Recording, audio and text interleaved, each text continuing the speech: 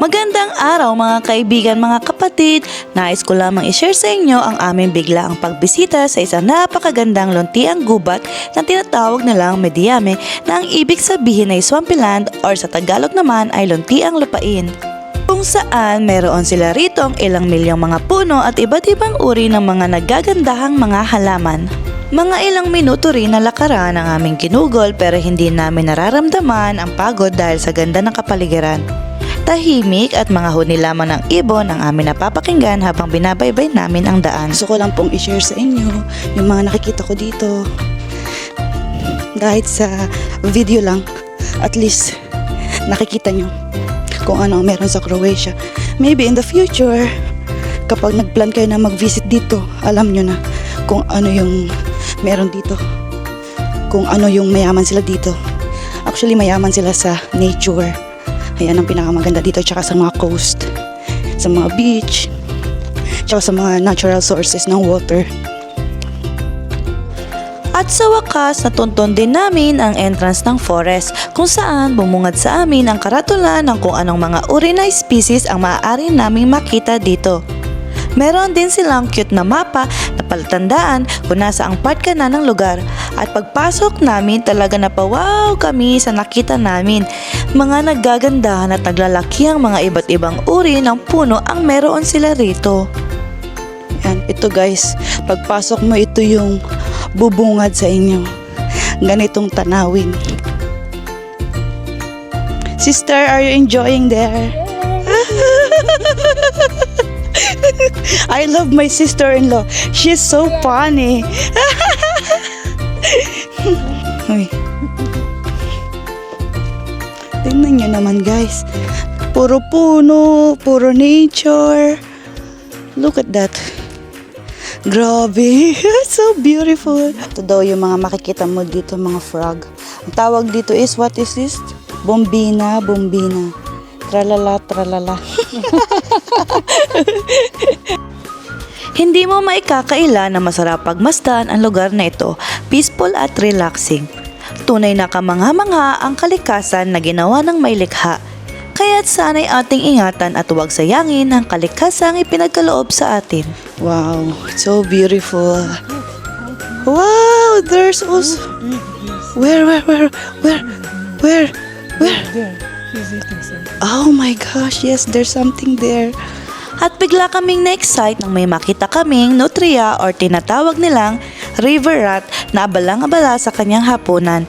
Isa itong herbivores or isang uri ng animals na tanging mga damo at dahon lamang ang kanilang paboritong kainin. Isa sila sa mga uri ng mga aquatic animals na makikita rito. Bukod sa nutria, marami ring mga iba't ibang uri ng ibon ang aming nasilayan. At ito ang isang nutria na masayang-masaya sa kanyang hapunan ng mga damo at ugat ng puno. Nakakatuwang makakita ng ganitong uri ng mga animals na napaka-cute. Mayroon ring mga wild ducks na masaya sa paglalangoy sa malawak na katubigan ng gubat.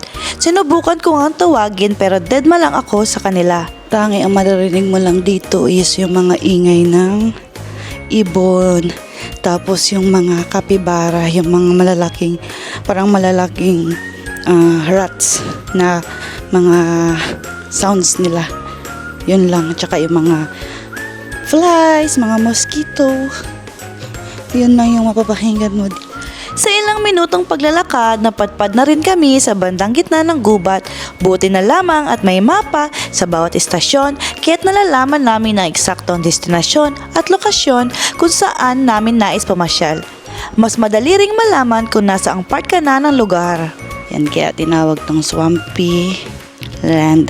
Kasi puro swamp. Ayan. Patuloy pa rin ang aming pagbabaybay sa luntiang kagubatang ito at napadpad kami sa medyo madilim na part hanggang sa bumungad na rin sa amin ang labas ng gubat.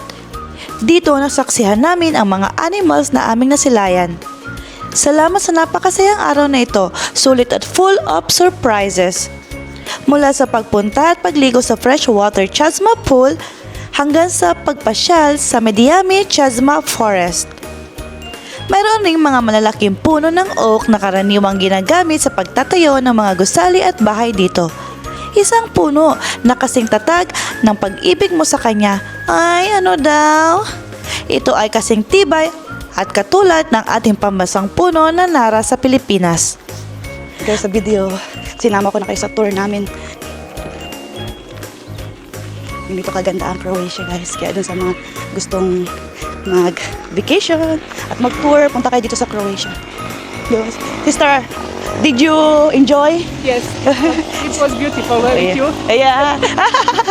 It's so You beautiful. are very funny. I also enjoy with you, sis. Kung ganito namang mga tanawin ang iyong makikita ay mapapasa na all ka na lang talaga.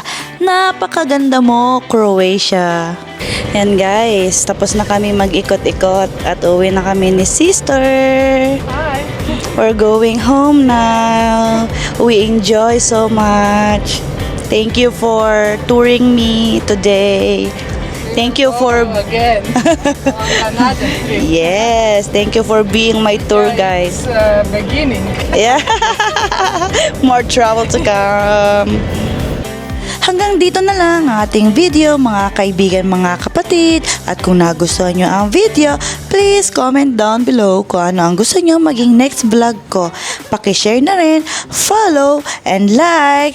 Thank you and God bless everyone.